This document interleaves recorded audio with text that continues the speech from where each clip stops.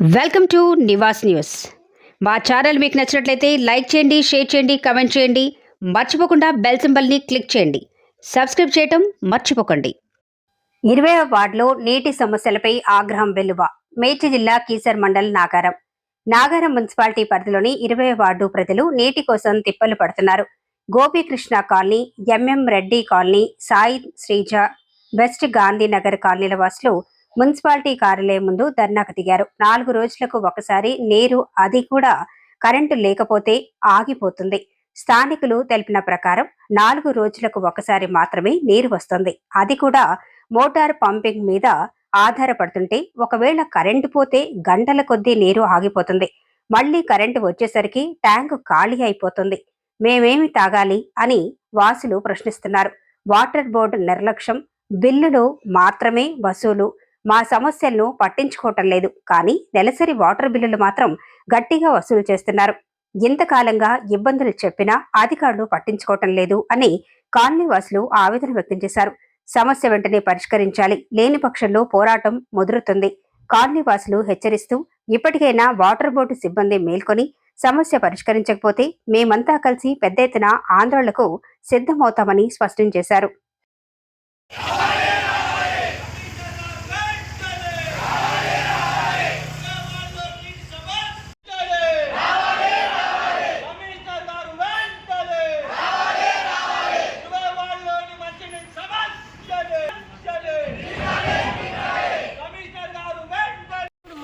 మోటార్లు అంటున్నారు, దాట వేస్తున్నారు.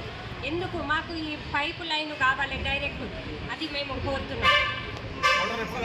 ఎప్పుడు చూడు మోటార్లు కాలిపోయినాయి. పండుగలకు రాగానే ఏదో ట్యాంకర్లు పెట్టిస్తున్నారు, ఏదో మా బాధ చూడలేక ఆ ట్యాంకర్లు 2 రోజులు వస్తున్నాయి. మళ్ళీ తర్వాత మా పరిస్థితి ఏంటి? కమిషనర్ గారు పట్టించుకుంటే ఈ ఉద్రిక్తత ఎంతవరకైనా తీసుకోబోతాం. ఇక 6 నెలల నుంచి ఈ సమస్య నీళ్ళ సమస్య పోనీ. ఇక కమిషనర్ వీళ్ళు బతలాడుట్లా సరే వాళ్ళు ట్యాంకర్లు తెప్పిస్తారు కాబట్టి మేము సర్దుకుంటున్నాము. ఇప్పటి వరకు ఇట్లా చేసినాము, ఇప్పుడు మా వల్ల కావట్లేదు. ఇక వర్షాకాలమే ఏం వస్తుంది. ఇక ఆ సమస్య ఎట్లా తీర్చాలి చెప్పు, ఎట్లా తీరుస్తారో చెప్పు. మొత్తం 13 కాలనీలు ఉన్నాయన్న. ఈ 13 కాలనీలో కూడా నీటి సమస్య అనేది బాగా ఎక్కువ ఉంది. దీని గురించి మా ప్రజాప్రతినిధులు ఎంతో సహాయం చేశారు. మా కమిషనర్ గారు, మా చైర్మన్ గారు కానీ, మా కౌన్సిలర్లు కానీ, మా గ్రామ పెద్దలు అన్ని విధాలుగా సహకరిస్తూనే ఉన్నారు.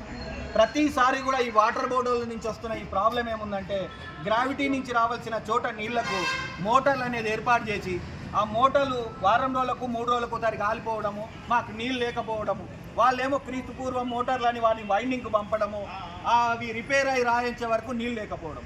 ఇప్పుడు మేమేం చేస్తున్నామన్నా, మాకు ప్రత్యక్షంగా ఈరోజు మున్సిపల్ చైర్మన్ గారు కానీ, కౌన్సిలర్లు కానీ, వీళ్ళు పాలకవర్గం అనేది మాకు ప్రత్యక్షంగా కాకుండా వాళ్ళు పరోక్షంగా సహాయం చేయాల్సిన పరిస్థితి వచ్చింది.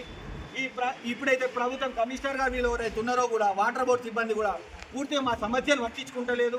ఇవాళకి వారం 10 రోజులైనా నీళ్లు లేక, నీళ్లు రాక, ఈ కొంచెం చిన్న ఈ 80 గజాల ఇళ్ళు ఉన్న చోట ప్రభుత్వం ఏర్పాటు చేసిన, ఆ రోజు మా గ్రామ పెద్దలు ఏర్పాటు చేసిన బోర్ల మీద ఆధారపడి అవి కాలిపోవడము, తర్వాత ఇప్పుడున్న నీళ్లకు మాకు మంచినీళ్ళు రాకపోవడము, ఈ గ్రావిటీ ద్వారా రావాల్సిన నీళ్ళని మోటార్ పంపింగ్ ద్వారా చేయడం వల్లనే మాకు ఈ నీటి సమస్య ఉంటుందన్న.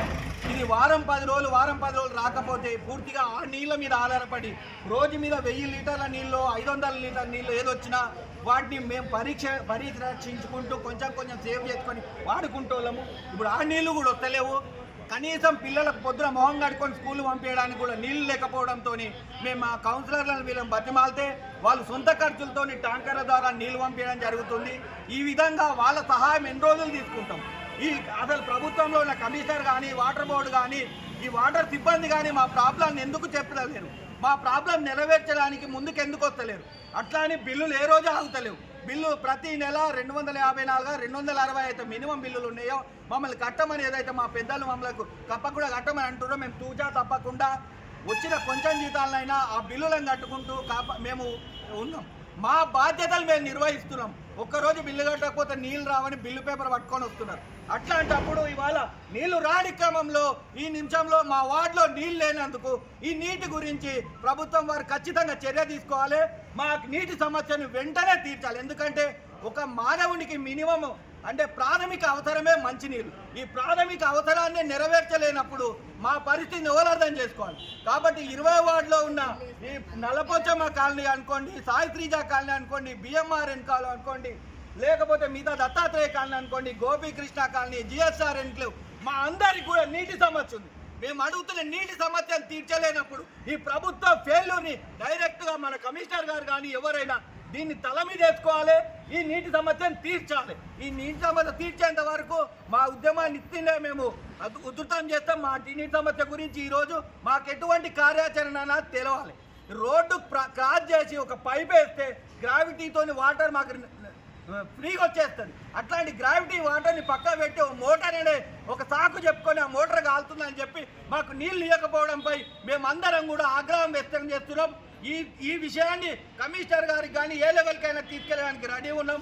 మాకు మంచినీటి సమస్యకు కార్యాచరణ ఏందన్నది ఈరోజు ఖచ్చితంగా తెలవాలి. అక్కడ మీరు కూడా